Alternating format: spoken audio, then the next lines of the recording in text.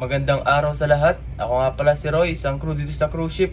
Gumagawa ako ng video para makapagbigay ng idea, impormasyon at makatulong na rin sa mga gusto mag-apply dito sa cruise ship. So bali ang pag-uusapan natin ngayon, yung tanong ni Sir Erwin Macali. So bali ang tanong niya dito, Sir, tama po ba yung naririnig ko na 60 to 80k ang magagastos bago ka makasampa sa barko o sa cruise ship? Tama po ba na gagastos ako ng ganun bago ako makasampa? So para po sa kalaman ng lahat, depende po kasi kung saan tayo nakatira. Kung sa Manila tayo nakatira at malapit lang yung training center sa atin, ay hindi po aabot ng 60 to 80k yung gagastusin natin. Kasi unang-una po, wala po tayong babayaran sa agency.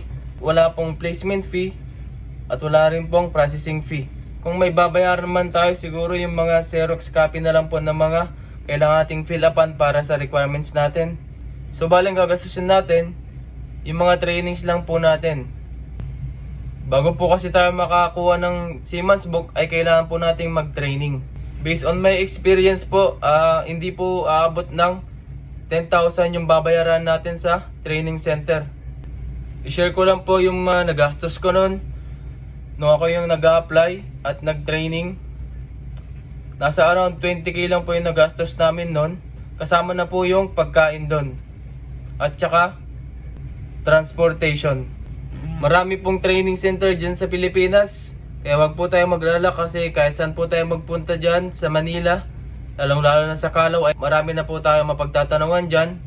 Yun na nga, pag malapit tayo sa training center ay hindi po tayo gagastos ng 60 to 80k.